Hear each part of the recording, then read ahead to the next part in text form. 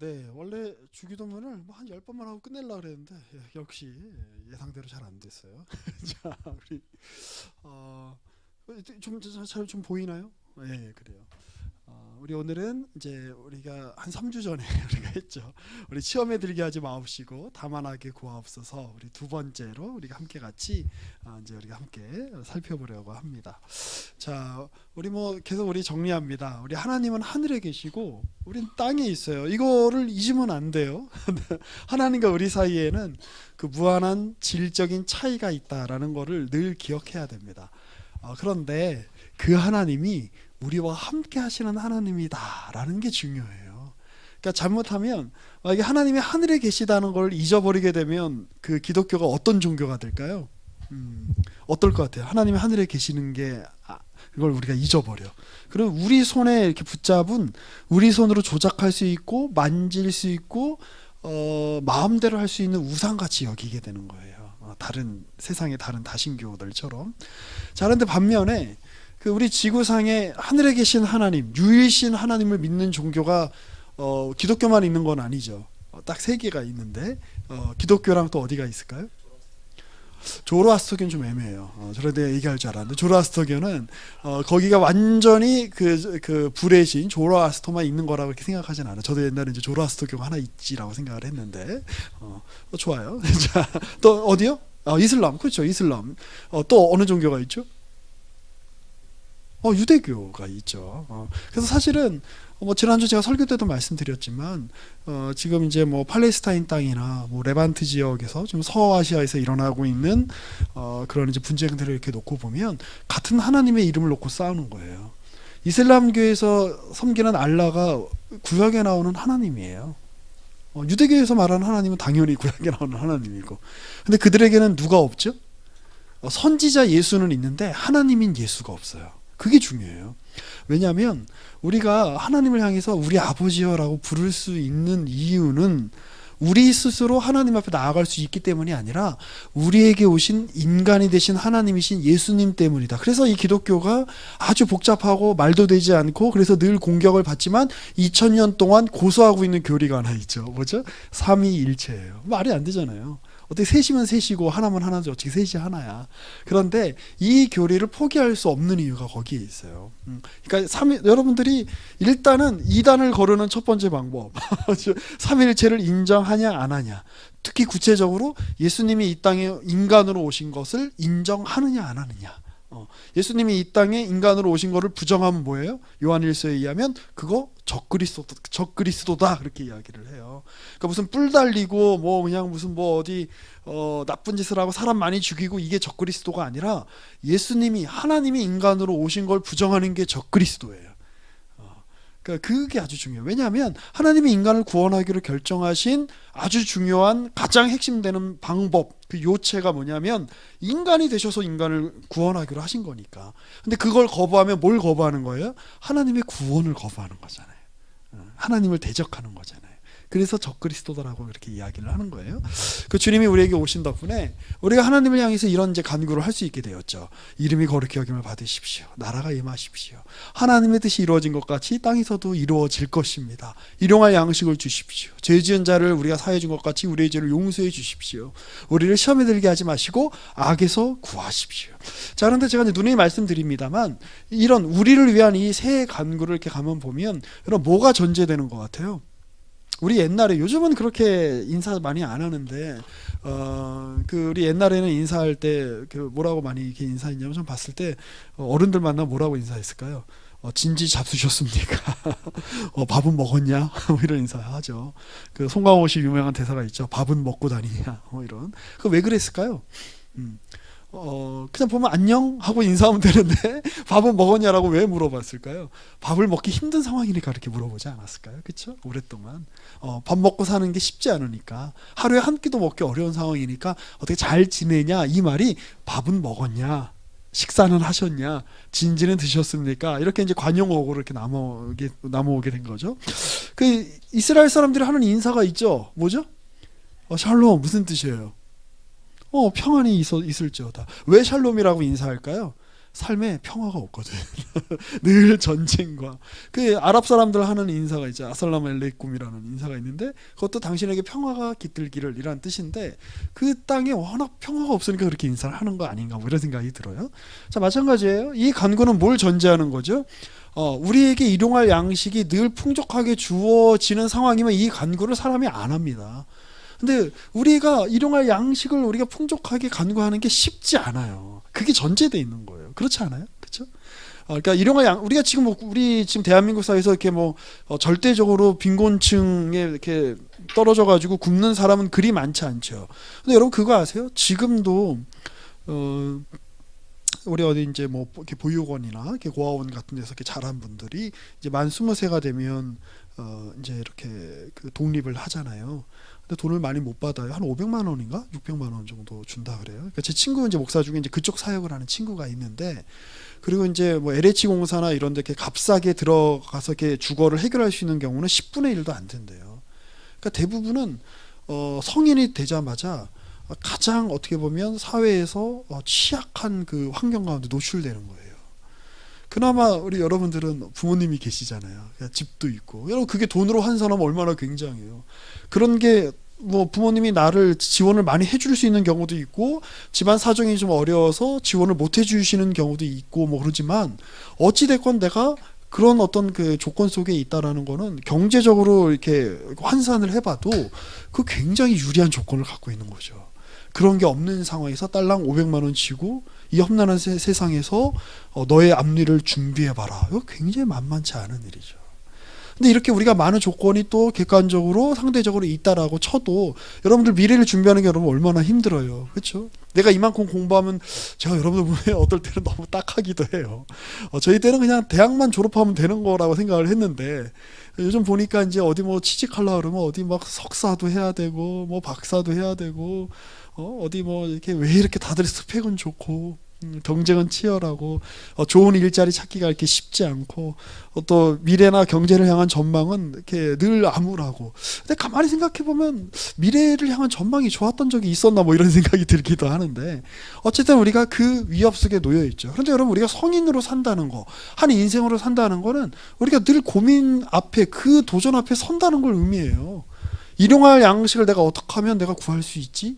이게 이제 처음에 여러분들은 이제 아마 진로의 문제나 뭐 진학의 문제나 취직의 문제가 좀 걸려 있으시겠습니다만 이제 나이가 좀 지나고 이제 자기가 책임져야 되는 식구들이 이제 늘어나면 이 고민이 훨씬 더 늘어나죠. 내가 과연 일용할 양식을 내가 내 가족들을 위한 양식을 내가 벌어다 줘야 되는데 내가 혹은 내가 어떤 그 내 밑에 혹은 나와 함께하고 있는 사람들을 많이 책임져야 되는 사람이라면 오늘 소민자매가 안 오셨네? 아까 어디 있었던 것 같은데 제가 잘못 봤군요. 오늘 못 왔군요. 그래요. 우리 소민자매님 우리 사장님이잖아. CEO잖아. 그렇죠? 근데 내가 책임져야 되는 사람이 있고 그러면 이 기도가 얼마나 절실해요. 그렇죠? 그런데 기도는 거기서 나오는 거예요. 그 필요와 절실함과 마찬가지죠. 우리가 우리 주변에 죄 지은 사람을 내가 용서할 일이 없는 상황이면 얼마나 좋아요. 마음 편하고. 근데 여러분 인생을 살면서 그런 일이 있습니까? 없습니까? 없어요. 늘 우린 누군가를 용서해야만 하고 용서받아야만 하는 조건 속에 늘 우리가 처해요. 그 속에서 하나님, 우리의 죄를 사해 주시는 하나님의 은혜를 알게 해주시고 그 속에서 우리의 죄를 사하시는 하나님의 자녀답게 사는 법을 우리에게 알려주십시오라고 하는 기도가 나오는 거예요. 그러니까 이 기도가 무슨 우리 인생이 무슨 진공 상태에서 그냥 뭐 마냥 편안한 상태에서 아무 문제도 없고 아무 근심도 없는 상황에서 그냥 이렇게 그냥 평탄하게 사는 상황에서 하는 기도가 그게 무슨 진짜 기도겠어요. 진짜 삶이란 뭐예요? 진짜 인생이란 뭐예요? 언제 어떻게 내 삶에서 무슨 일이 일어날지 모르는 그 현실이 그게 진짜 인생이지. 그러나 그 진짜 그 인생 그 시련 속에서 우리가 하나님을 더욱더 바라보게 하시고 기도하게 하시는 게 바로 우리에게 주신 이 주기도문. 사실 뭐 주기도문이 무슨 암호나 주문 같은 게 아니에요. 기도할 때 주기도문으로 안 하면 하나님이 기도 안 들어주시죠. 아니죠. 그러니까 이렇게 기도하라라고 하는 어떤 뭐 이렇게 본을 보여주시는 거죠. 그러면 이렇게 기도하라라고 했을 때 어떤 기도의 원리를 주님이 말씀하시기 이전에 하나님과 우리와의 어떤 기본적인 관계, 그리고 우리의 인생이 뭔지를 한번 생각해봐라라는 말씀을 드리고 싶었어요. 자, 제가 이 얘기를 쭉 왜 드렸냐면 오늘 할 이 내용 때문에 그래요. 우리를 시험에 들게 하지 마시옵고 다만 악에서 구하옵소서. 이 얘기는 뭐예요? 우리가 시험에 들 일이 늘 있다 없다? 있어요. 없는 게 이상한 거라니까요. 자, 계속 보겠습니다. 자, 성경은 그 인간만큼 하나님과 가까운 존재가 없다는 사실을 창세기부터 요한계시록까지 이야기해요. 전능자가 이 인간은 어떤 존재냐? 손수 빚으신 한 육체다. 그러니까 이 창세기 우리 2장에 보면 그 하나님이 인간을 어떻게 빚으시죠? 흙으로, 진흙으로. 뭐 성경 원어에 가깝게는 티끌로. 그걸 어떻게 손으로 빚으세요. 그리고 그 코에 뭐를 이렇게 불어넣어 주세요? 생기를 불어넣어 주시는데 원어를 보면 하나님의 숨이에요. 그러니까 그건 뭐예요? 그냥 단지 기계적인 존재가 아니라 기계와 기계 제작자 사이, 제작자와 제작물 사이의 그런 딱딱한 기계적 관계가 아니라 뭐예요? 함께 숨을 나누시는 관계라는 거예요. 여러분, 함께 숨을 내쉬는 관계는 어떤 관계일까요? 그러니까 영혼을 공유한다는 뜻인데 이건 뭐 너무 심오하니까 그렇게 이야기하면 아주 가깝게 한번 이렇게 생각해 보면 같이 잠을 자는 사이예요. 예, 제가 이렇게 아내랑 같이 잘 때 아내의 숨결을 제가 듣죠. 함께 숨을 나누는 거 같죠. 저희 애들이 와서 이렇게 아이가 와서 같이 이렇게 잘 때 그 아이의 숨소리와 저의 숨소리를 같이 느끼면서 이렇게 잠을 자죠. 하나님이 인간을 그렇게 친밀한 대상으로 여기고 계신다. 이게 성경이 하는 이야기예요. 그렇게 함께 숨을 나누심으로 우주의 한 복판에 특별한 의미로 솟아오르게 만드신 한 삶, 그게 인간이에요. 놀랍죠. 자, 사람의 그런 뿌리는 어디에 있는가? 이 인생의 뿌리, 이 사람이 이게 뿌리가 이렇게 뽑혀지면 이 식물이 제대로 자랄 수가 없잖아요, 나무가. 그러니까 사람이 자기가 어디에 뿌리를 내리고 있는가를 우리가 잘 기억을 해야 되는데, 우리 사람의 뿌리는 제가 한 3주 전에 말씀드린 것처럼 하나님의 돌봄과 그분의 사랑의 시선에 우리 사람의 뿌리가 있어요. 아담과 하와의 삶은 그들을 향해 이토록 많은 생각을 품고 계시는 그분의 사랑의 햇살 앞에서만 싹을 틔우고 줄기를 키우고 열매를 맺을 수 있다는 거. 우리의 삶도 마찬가지죠. 우리가 지금 누구의 햇살 아래 놓여 있는가? 우리가 누구와 숨을 함께 같이 나누고 있는가? 잘 생각해 봐야 되는 거예요. 자, 그런데 창세기 3장에 그 유명한 이제 선악을 알게 하는 나무에 열매를 따먹는 그 이야기가 나오는데, 이건 어떤 이야기냐면 그러한 인간의 근본적인 조건, 하나님 앞에서의 삶, 그분의 햇살, 은혜의 햇살, 사랑의 비를 통해서 무럭무럭 자라가는 한 고귀한 한 인생의 조건이 완전히 뒤집혀지게 된 일이 무엇인지에 대해서 우리에게 알려주고 있는 거예요. 그래서 우리가 우리 인생 전체에서 인간의 역사 전체에서 펼쳐지는 이 시험의 의미가 무엇인지 정확하게 이해하기 위해서는 바로 이 지점, 출발 지점을 상세하게 살필 필요가 있는 것이지. 자, 우리 아까 이제 우리가 읽었어요. 그 뱀이 이야기하죠. 야, 하나님이 정말 동산 어디 갔지? 모든 나무의 열매를 먹지 말라고 하시더냐? 하나님의 말씀에 대해서 이제 약간 이제 뭐랄까요? 이렇게 좀 의구심을 이제 제기하게 만들죠. 그래서 여자가 말하죠. 동산 모든 열매 우리가 먹어도 돼. 그런데 한 중앙에 있는 나무의 이 열매는 먹지 말라고 하셨어. 우리가 먹으면 죽는다고 하셨어. 그러니까 뱀이 뭐라고 이야기하죠? 안 죽어. 왜 하나님이 그렇게 말씀하신 줄 알아? 너희가 하나님과 같이 돼서 선악을 구별하게 될 걸 하나님이 아시고 너희가 하나님 자리에 못 올라오게 하려고 하나님이 그렇게 하는 거야. 그 얘기를 듣는 순간 그 사람의 마음에 그 열매가 어떻게 보이죠? 먹음직도 하고 보암직도 하고 지혜롭게도 할 만큼 되게 탐스럽게 보여요. 그래서 그 열매를 먹고 남편도 주고 그래서 인간이 하나님의 말씀에 불순종하게 되는 일이 일어났다라고 이야기를 하죠. 자, 이 말씀의 해석의 층위는 굉장히 다양합니다. 아주 풍성하게 해석할 수 있어요. 자, 이 말씀 보시고 오늘은 제가 여러분들께 조별 모임할 때 좀 두 가지를 부탁드리고 싶어요. 오늘은 특별히 뭐 구체적인 나눔보다도 이 창세기 3장에 나오는 이 선악과 사건에 대해서 여러분들은 어떻게 생각하시는지 한번 여러분들의 얘기를 들려주시면 좋을 것 같아요. 그리고 우리가 다음 주에는 창세기 4장에 나오는 사건을 같이 다룰 거예요. 그래서 오늘은 4장을 미리 한번 좀 읽어보세요. 같이 조원들끼리 읽어보시고 거기에 대해서 여러분들이 어떻게 생각하시는지 제가 좀 듣고 싶어요. 그리고 4장의 내용을 읽으면서 3장의 내용도 좋아요. 어떤 의구심이나 궁금한 것들이 있는지 함께 이야기를 나눠주시고 우리 조장님들께서 그걸 좀 취합해 주세요. 그리고 저에게 좀 알려주시면 그 중에 우리가 함께 나눌 만한 것들을 제가 다음 주에 함께 같이 설교 시간에 이야기를 나누려고 합니다. 그래서 우리 다음 주에는 우리 같이 이 설교 시간을 꾸미는 거예요. 그러니까 오늘 여러분들이 먼저 창세기 4장을 좀 읽어보시고 그래서 3장의 내용 중에 4장의 내용 중에 뭐 깨닫는 것들 여러분들의 생각 혹은 궁금한 거 뭐 이런 것들을 조장님들을 통해서 의견을 좀 알려주시면 감사하겠어요. 자, 그런데 이 창세기 얘기의 핵심은 이거예요. 이 이야기에서 하나님에 관한 이야기는 있는데 하나님이 보이지가 않아. 창세기 3장 내내 하나님이 나타나실 때까지. 그러니까 이 관점에서 이 3장을 볼 필요가 있는 거죠.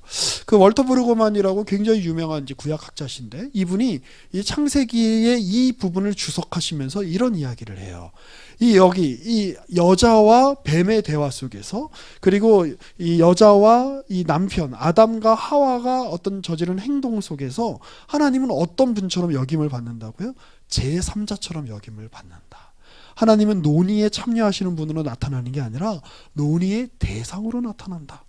그것은 하나님을 향한 이야기가 아니고 하나님과 함께 나누는 이야기도 아니고 하나님에 관한 이야기일 뿐이다. 근데 여러분 이 일이 우리 교회 안에서도 우리 믿는 공동체 안에서도 너무나 많이 일어나기가 쉬워요. 하나님에 관한 많은 이야기들이 있어요. 우리가 그리고 더더군다나 특히 우리 그거 조심해야 돼. 우리는 하나님 나라에 관한 이야기를 굉장히 많이 할 수 있어요. 그리고 하나님 나라에 관해서 이야기하면서 우리가 이런 일을 해야 돼. 우리가 저런 사람들을 도와야 돼. 정치인들이 저러면 안 돼. 세상이 이렇게 돌아가면 안 되지. 라고 하면서 마치 나는 그 일에 직접적인 관련이 없는 것인 것처럼.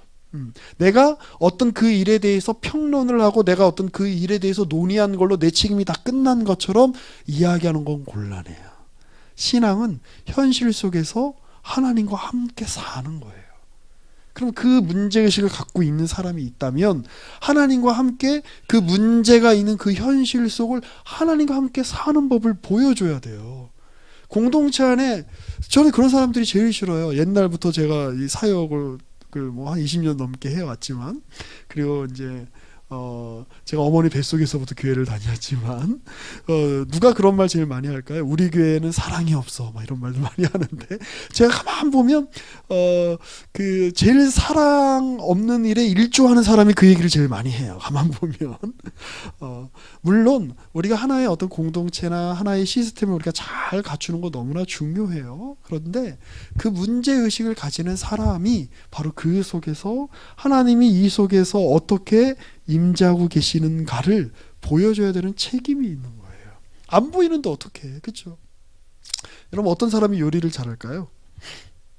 식당에 갔는데 음식이 맛이 없어. 늘 먹어도 맛이 없고 여기는 MSG가 너무 들어가고 여기 간이 안 맞고 이거는 뭔가 너무 느끼하고 그런 미각이 있는 사람이 음식을 잘할 가능성이 높지 않겠어요? 그렇죠? 아무 음식이나 먹어도 그냥 다 맛있어 이런 사람은 훌륭한 셰프가 되기 어렵겠죠. 마찬가지예요. 우리가 어떤 부분에 대해서 부족이나 결여나 부족함을 느끼는 이유는 내가 그건 굉장히 축복이죠. 그 일에 대한 남들은 보지 못하는 안목이 있다는 뜻이에요. 그럼 안목 있는 사람이 어떻게 해야 돼요? 야 이거 이렇게 하면 안 돼, 저렇게 하면 안 돼 라고 훈수 두는 건 우리의 일이 아니라는 거. 그건 하나님의 방식이 아니라는 거예요. 하나님이 우주에서 팔짱 끼면서 야 너네 그렇게 하면 안 돼, 너네 저렇게 하면 안 돼 라고 그렇게 훈수만 두셨다면 예수님으로 이 땅에 오시지도 않았을 거예요. 하나님의 방식은 뭐예요? 그 안 되는 지점에 인간으로 찾아 들어오셔서 안 되는 것들과 함께 그 생애를 살아내는 거예요. 지지고 볶으면서. 그리고 그들을 위해서 그들도 모르는 상황에서 그들을 위해서 죽는 거예요. 하늘의 밀알이 땅에 떨어져 심기지 않으면 많은 열매를 맺지 못한다. 바로 거기에 그 말의 뜻이 그런 예수님의 행동을 통해서 이렇게 나타나게 되는 거죠. 그래서 전 그런 사람 제일 싫어합니다. 뭐 이런 거예요. 우리 조별 모임 할 때, 야, 너 그거 먹어봤어? 너 저기 그 음식이 얼마나 맛있는 줄 알아? 행궁에 가서 그 식당에 가면, 그 식당에서 그 파는 요리가 있는데, 그 요리는 정말 기가 막혀. 근데 그거 좀 비싼데, 난 그걸 먹어봤어. 만약에 자랑만 한다면, 그 어떻게 해야 될까요? 그런 사람은. 입을 이렇게 꼬맬 수도 없고, 너무 표현이 과한가요? 그거는 옳은 게 아니죠. 그쵸? 뭐라 그래야 돼요? 어떤 사람이 좋아요? 내가 이렇게 아주 맛있는 집에 있는데 나랑 같이 가자. 내가 사줄게. 같이 먹어보자. 다르죠? 우리 그런 사람이 돼야 되는 거예요. 자, 조금 얘기가 샜는데, 자, 이 본문에서 하나님이 어떻게 되고 있다고요? 객관화되고 있다고요. 뱀은 성경에서 하나님께 대하여 비판적인 첫 피조물이요, 순종의 자리에 신학을 대체한 자다. 그러니까 우리가 하나님에 관해서 이런저런 이야기를 많이 할 수 있어요. 교회에 대해서 이런저런 이야기를 많이 할 수 있어요. 특별히 우리가 이제 뭐 신앙서적을 읽거나 그래서 설교를 듣거나 뭐 이런저런 이렇게 하면서 뭐 이래야지 저래야지라고 하는 걸 할 수 있어요. 근데 여러분 명심하셔야 돼요. 하나님은 여러분을 필드 플레이어로 부르신 거예요. 운동 선수로 부르셨지 코치로 부르신 게 아니에요. 평론가로 부르신 게 아니에요. 입으로 중계하라고 여러분 부르신 게 아니에요. 가서 뛰라고. 공이 오면 수비를 해야 돼요. 공을 들면 안 되지, 축구에서. 공을 몰고 앞으로 가라고요. 패스를 하라고요. 그리고 그 훈련을 하라고요. 그냥 저기 저 관중석에 앉아가지고 제가 뭐 어저께는 게임을 잘 뛰더니 오늘은 잘 못 뛰네. 저렇게 하면 안 되지. 공격수가 저 수비를 저기 3명을 못 제끼는 게 말이 돼? 이렇게 제끼고 저렇게 제끼고 저렇게 제껴서 슛을 내가지고 골인을 넣어야지. 이렇게 이야기를 하는 건 얼마나 쉬워요, 그렇죠? 그러나 그건 우리의 일이 아니에요. 그런 교만한 신학, 신학이라는 게 원래 좋은 의미인데 여기서 부정적으로 우리에게 필요한 건 순종의 자리. 그게 중요한 거예요. 우리 공동체도 마찬가지죠. 자, 우리 뱀을 통해서 인간에게 닥친 시험의 핵심이 뭐냐면 인간과 하나님 사이의 친밀함을 깨는 거예요. 이 선악과를 따먹음으로써 인간이 뭘 선택하게 된 걸까요? 하나님과 더불어 있음을 버리고 하나님 없이 거하는 길을 선택한 셈이에요. 그러니까 선악과는 그거의 상징이에요. 너 하나님과 함께 거할래? 아니면 하나님과 상관없이 살아볼래? 근데 하나님이 그걸 허용하시죠. 낙원에서. 왜요? 하나님과 상관없이 살 수 있는 거를 선택하거나 하나님과 상관 있게 하나님을 따르면서 이렇게 살거나 하는 그 자유를 하나님이 이스라엘에게 그 아담과 하와에게 그걸 주시는 게 더 큰 거예요. 얘가 잘못될 가능성보다 얘가 누릴 자유가 더 큰 거야. 이해되세요? 자. 그러니까 자유가 하나님이 생각하기에 인간의 가치에 있어서 중요한 게 뭐냐면은 인간이 자유를 갖는 게 그만큼 중요한 거라는 거예요. 얘가 이 자유를 행사하느라고 나쁜 짓을 할 수도 있어. 얘가 이 자유를 행사하느라고 나를 거부할 수도 있어. 얘가 자유를 행사하느라고 나를 대적할 수도 있어. 그런데 그 가능성을 감수하고서도 이 자유를 줄 만큼 자유가 큰 거라고요. 그러니까 이 신앙에 있어서 자유가 얼마나 큰 가치인가. 성경을 우리가 읽을 때마다 놀라죠. 그러니까 사실 자유는 그 악이라고 하는 개념, 이 죄라고 하는 개념은 하나님이 우리 인간에 허락하신 자유라는 개념에 기생하는 개념에 불과해요. 실체가 아니야. 하나님 인간에게 더 중요하게 여기는 건 뭐다? 자유다. 그럼 왜 자유가 중요할까요? 하나님 그만큼 인간을 인격적 존재로, 하나님과 방불한 존재로 대하시기 때문에.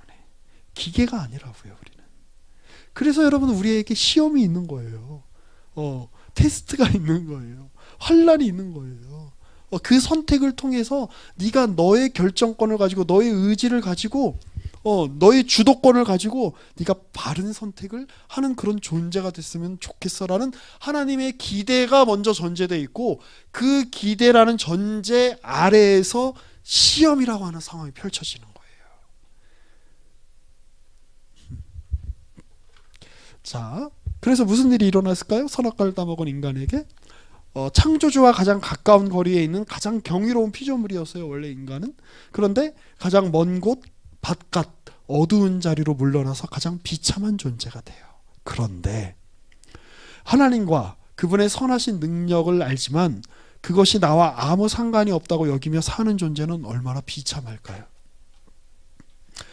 야, 하나님이 정말 너무나 선하시고 좋으신 분이라는 걸 아는데 그분이 나랑 상관이 없다라고 생각하며 사는 존재는 얼마나 괴로울까요? 그런 존재의 대명사 누굴까요? 하나님이 위대하시다는 거 알아요. 하나님이 창조주시라는 거 알아요. 하나님이 정말 은혜롭고 자비로운 분이라는 걸 알아요. 하나님은 긍휼이 풍성한 분이라는 것도 알아요. 하나님은 온 우주의 절대적인 주권자라는 것도 알아요. 그런데 그 하나님의 능력이 나와 상관없어 라고 여기며 사는 존재의 대명사 누굴까요? 그렇죠. 사탄이에요. 사탄은 그런 존재예요. 어떤 존재일까요? 이 우주에서 하나님의 눈길을 피할 수 있는 곳은 없음을 알면서도 그분의 시선을 회피하는 마음을 가지고 있는 존재가 누구다? 사탄이다. 얼마나 불편한 일이에요. 그렇죠? 얼마나 불편해. 자, 그런데 문제는 뭐예요? 인간에게도 그런 일이 일어났다는 거예요. 뱀의 시험, 사탄의 시험을 통해서 인간도 바로 그러한 사탄과 똑같은 자리에 서게 된 것이죠. 그러니 이 시험이 만들어낸 게 뭔지를 한번 성경이 잘 생각해 봐라라고 이야기해요. 자, 오늘은 이렇게 마무리하고 싶어요. 최초의 낙원에서도 이런 일이 일어났어요. 이게 뭐 저기 아담과 하와가 겪은 일이 하와가 문제였을까요? 여자여서 문제였을까요? 그래서 뱀의 말에 더 귀를 잘 기울여서 홀딱 넘어가서 그래서 문제였을까요? 아니죠. 이 본문의 핵심은 뭐냐면 낙원에서도 이런 일이 일어나요. 에덴 동산에서도 이런 일이 일어나요. 그렇다면 오늘 우리가 낙원보다 훨씬 못한 이 공간, 그리고 때로는 야, 여기가 낙원이야 라고 생각되어지는 그런 공간에서도 구체적으로 이렇게 표현할 수 있겠죠. 여러분이 생각하는 낙원 같은 공간은 어디예요? 이 땅에서, 이 현실 속에서. 그런데 저는 이제 이렇게 좀 이제 해봤어요. 하나님의 돌보심을 직접적으로 받고 있다고 생각하는 사람들 속에서조차도 가장 하나님을 대적하는 사탄적이고 인간적인 악마적인 일들이 일어나는 일을 우리가 보게 되면 그거 여러분 이상한 걸까요? 아니면 당연한 걸까요? 당연한 거예요. 당연한 거예요. 그 일에 대해서 여러분들이 놀라지 않으셨으면 좋겠어요. 그러니까 사춘기 이전에는 이 세상에 온통 그냥 아무 생각이 없죠. 요즘 뭐 저희 애들 보면 아무 생각이 없어요. 아직 사춘기가 안 지나서 그냥 아무 생각이 없어요. 그냥. 근데 사춘기 때가 되면 이제 비로소 뭘 깨닫게 되는 거예요? 아, 세상이 원리대로 돌아가지 않는구나. 나쁜 놈은 벌을 받고 착한 사람은 복을 받는다는 게 이 초등학생 때까지의 논리죠. 근데 사춘기 때를 지나고 여러분들이 청년의 때에 진입을 하게 되면 뭘 알게 돼요? 나쁜 놈이 왜 더 잘 살지? 착하게 살고 그냥 남에게 피해를 끼치지 않는 사람이 왜 피해를 보지? 이 세상의 현실이 왜 쉽게 바뀌지 않지? 이렇게 참혹한 현실이 이 세계 곳곳에서 일어나고 뭐 멀리 갈 것도 없죠. 내 주변에서도 이렇게 참혹한 현실들이 이렇게 막 펼쳐지는데 야, 도대체 이런 일들이 왜 일어나지를 객관적으로 보게 되고 거기에 질문을 던지게 되는 때가 바로 사춘기 때가 바로 그때가 시작인 거죠. 신앙도 여러분 마찬가지예요. 여러분들이 부모님의 신앙에서 이제 벗어나셔야 돼요. 여러분들이 처음 믿었던 첫사랑 혹은 처음에 어떤 신앙의 어떤 순수성, 그 신앙 자체의 순수성이라는 면에 있어서는 굉장히 긍정적으로 작동할 수 있을지 모르겠지만 여러분 순수한 거랑 순진한 건 다른 거예요. 나이를 20살이 넘게 먹었는데도 계속 순진하게 초등학생 같은 가치의식으로 살면 그건 곤란해요. 이 땅의 현실 속에서 시험이 있다. 그게 현실이다. 낙원에서도 그렇게 시험이 있었다면 내가 지금 살고 있는 현실 속에서도 시험이 있는 게 당연하다. 가장 하나님의 돌보심을 이야기하고 하나님의 돌보심을 받는다라고 이야기하는 공동체 안에서도 그것이 뭐 선교단체가 됐건 교회가 됐건 어떤 교회의 어떤 지도자들이 됐건 목사가 됐건 장로가 됐건 집사가 됐건 그 안에서 가장 하나님을 위한다라고 말하는 사람들 안에서 가장 하나님을 대적하는 일이 일어나는 현실이 있다는 거예요. 제가 그게 옳다는 게 아니에요. 그런 걸 봐도 그냥 그러려니 하고 이게 정상이지 하고 넘어가도 된다 이런 뜻이 아니에요. 그런데 그런 거를 볼 때 그것에 맞서서 이거는 아니야 라고 이야기하며 하나님이 가지고 오시는 정의와 하나님의 가지고 오시는 온전한 현실로 나아가기 위해서는 일단 현실로 볼 수 있는 안목이 필요한 거예요. 그래, 이게 우리에게 펼쳐질 수 있지. 이 삶이 우리 가운데 이런 일들이 일어날 수 있지. 그렇지만 내가 그걸로 인해서 어떻게 하겠다? 그것 때문에 시험에 빠지지는 않을 거야. 내가 그것 때문에 이것의 이런 시험의 어떤 그 뒤에 있는 그 악의 구렁텅이에 내 자신을 내주지는 않을 거야 라고 하는 결심이 필요한 거예요. 마지막으로 이 얘기를 좀 드리고 싶어요. 제가 고등학생 때였는데 제 친구 아버지 중에 이런 분이 있었어요. 전에도 한번 말씀드린 적이 있는데 그 친구의 할아버지가 목사님이었어. 그러니까 이 친구의 아버지는 누구죠? 목사님의 아들이에요. 그런데 아버지를 향한 반발이 심했어요. 그리고 기독교 세계 전체에 대한 반발이 심해서 아버지랑 연을 끊고 이제 제 아버지 친구의 아버지 얘기예요. 그러니까 친구의 할아버지지. 할아버지와 연을 끊고 이 아버지가 뭘 했냐면 자기 아버지가 없앤 제사를 복원시켰어요. 그래가지고 막 때마다 막 안 하던 막 제사도 막 지내고. 그러니까 제 친구는 너무나 혼란스러운 거죠. 그래서 이제 제 친구도 같이 교회를 다녔으니까 그 제 친구한테 말하는 거야. 야, 너 기독교인들이 얼마나 못되는 줄 아냐? 너 교회가 얼마나 표리부동한 줄 아냐? 기독교 신학이라는 게 얼마나 말이 안 되는 줄 아냐? 뭐 그런 이야기를 막 한 거예요. 근데 그때 제가 한참 이제 고등학교 2학년 때인가 그랬는데 감수성이 예민할 때잖아요. 상태가 괜찮을 땐 괜찮았는데 제가 굉장히 상태가 안 좋을 때 그 친구의 얘기를 제가 전해 들은 거예요. 우리 아버지가 그러는데 교회 다니는 사람들은 다 이렇대. 우리 아버지가 그러는데 기독교 신학 이런 거는 그냥 다 가짜래. 성경 얘기는 다 구라래. 그러면서 이제 쭉 이야기를 하는데 제가 그때 너무 이게 시험이 되는 거예요. 그러다가 이제 제가 그 얘기 그래서 막 그래, 결국 교회는 다 가짜인가? 이 기독교는 다 구라인가? 이거 다 말이 안 되는 건가? 사람들이 막 속이려고 만드는 이야기인가? 저 목사들은 다 사기꾼인가? 막 이런 생각을 막 하면서 이제 막 이렇게 괴로워하고 있으면서 이제 저희 아버지랑 이제 이야기를 할 때가 있었는데 그래서 아버지가 너 표정이 왜 그러냐? 그래서 막 이런저런 얘기하다가 결국 교회 다니는 사람들은 다 이렇고 이렇잖아요. 그래서 아버지가 물어보시더라고요. 누가 그렇게 얘기하든. 그래서 가만히 생각해 보니까 제가 직접 본 걸 아닌 걸 제가 지금 얘기하고 있거든요. 제 친구의 아버지가 그렇게 이야기했어요. 라고 제가 그렇게 이야기를 했어요. 그러니까 저희 아버지가 네가 직접 겪은 것도 아니고 너의 친구의 이야기도 아니고 너의 친구의 아버지의 이야기를 네가 들으면서 네가 이렇게 마음이 흔들리는 게 정상이냐? 이렇게 물어보셨는데 제가 그 얘기를 듣고 나니까 그런 거예요. 아, 그렇구나.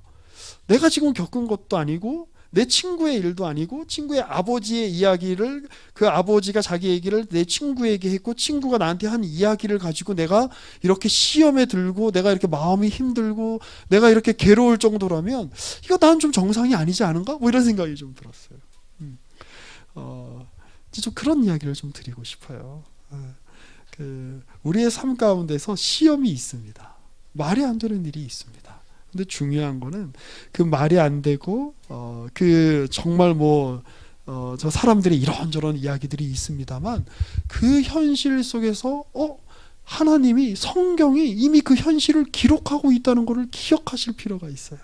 그리고 성경의 내용은 복음의 내용은 그 현실을 외면하거나 그 현실을 없는 걸로 치거나 그 현실을 가리고 사람들의 마음을 이렇게 미혹하는 것이 아니라 이미 창세기 3장에서 이미 이야기하고 있는 거예요. 인간의 현실이 이렇다.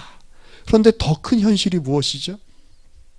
그런 인간의 현실을 넘어선 하나님의 이 현실을 바로잡기 원하시는 하나님의 은혜의 현실이 이 인간의 현실보다 더 크다.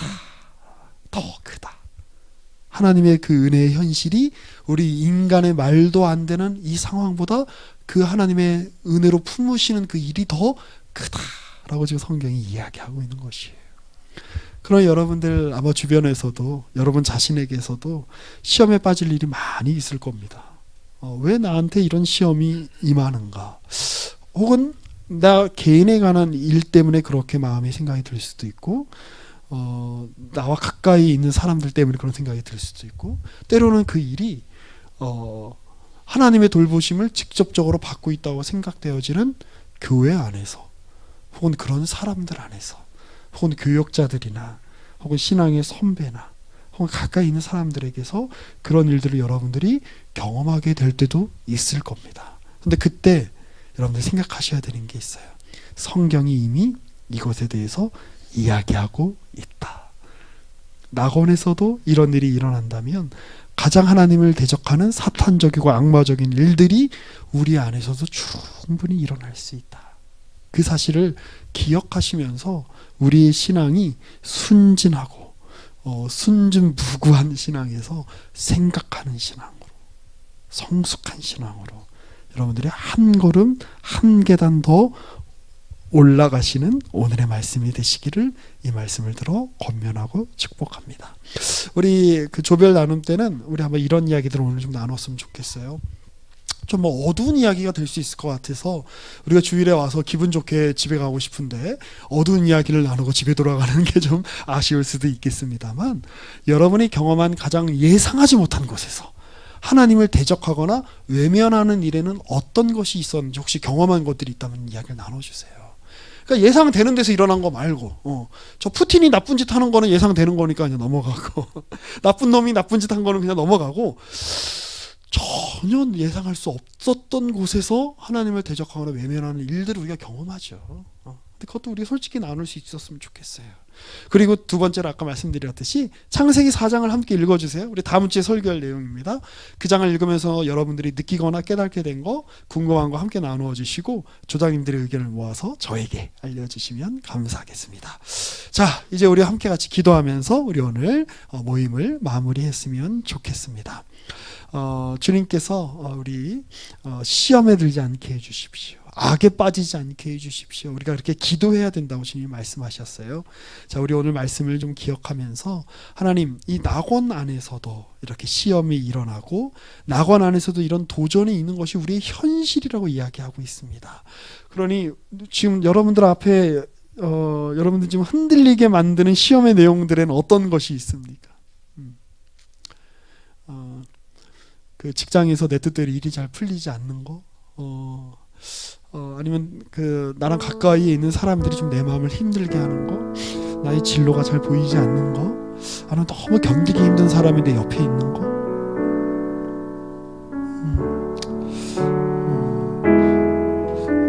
그 내용들은 우리 각각 다 다를 것이에요.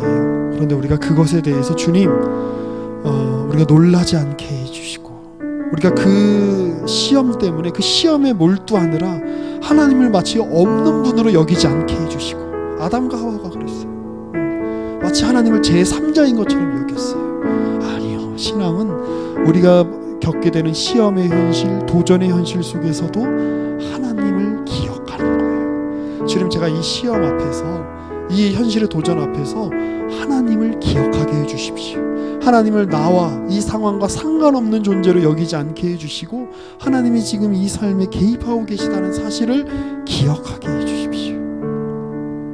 그리고 하나님이 허락하신 이 시험의 현실 속에서 방관자로 살지 않고 하나님의 거룩한 나라에, 하나님의 거룩한 선수로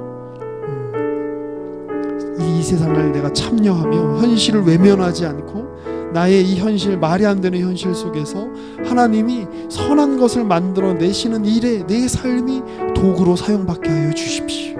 내가 그렇게 믿음으로 반응하게 해 주십시오. 우리 시간에 잠시 우리 묵상으로, 또 우리 자기 목소리로 소리를 내서 한 1분 정도 반주에 맞춰서 기도하면서 함께 나아가십시다. 아버지 하나님, 감사합니다. 주님께서 하나님 오늘 우리 가운데 말씀하여 주시고, 주님이 오늘 우리 가운데 일하여 주시는 하나님이시고, 주님 우리를 통하여 하나님 구원을 베푸시는 하나님이시는 사실을 기억하게 해주십시오. 하나님, 우리가 전혀 예상할 수 없었던 곳에서, 혹은 우리가 가장 하나님의 선한 일이 드러날 거라고 기대했던 장소와 기대했던 자리에서, 우리가 가장 기대하고 우리가 의지했던 사람들 속에서 하나님, 우리가 시험에 빠지게 만드는 하나님 그런 일들이 일어나는 현실을 아버지 우리가 날마다 목도하게 됩니다. 하나님, 주님, 그러나 그럴 때마다 하나님이 마치 계시지 않은 것처럼, 하나님이 마치 방관자이신 것처럼, 하나님이 제3의 하나님의 존재이신 것처럼 하나님을 외면하는 일이 우리에게 아버지 있지 않게 하여 주시고, 이 속에서 하나님이 무엇을 만드실지 기대하며, 이 속에서 하나님이 어떤 역사를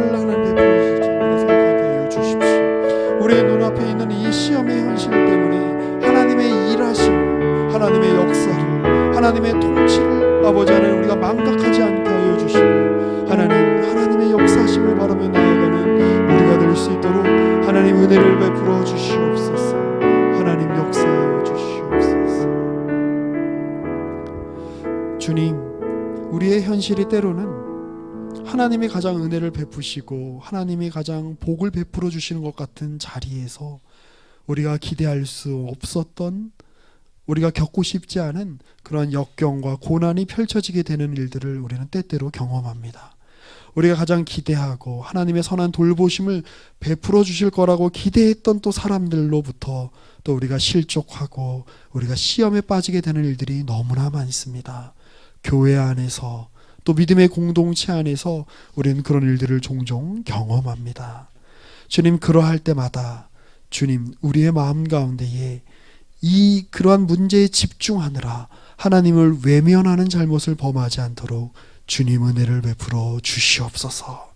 가장 진창 같고 가장 말이 안 되는 현실 같은 그 자리 속에서도 하나님의 선한 뜻을 베푸시고 그 안에서 하나님의 꽃을 피워내시고 열매를 맺게 하신다는 그 성경의 증언을 따라서 오늘 우리의 이 시험의 현실, 도전받는 현실, 말이 되지 않고 그 누구도 나의 상황을 이해해 줄 수 없는 그 현실 속을 걸어가는 우리 믿음의 자녀들에게 하나님 용기를 더하여 주시고 믿음을 더하여 주셔서 그 자리가 하나님의 은혜가 만들어지는 자리라는 사실을 믿음으로 깨닫고 믿음으로 주님을 부르며 하나님과 함께 그 자리를 걸어가는 주의 사랑받는 자녀들이 될 수 있도록 주님께서 은혜를 베풀어 주시옵소서.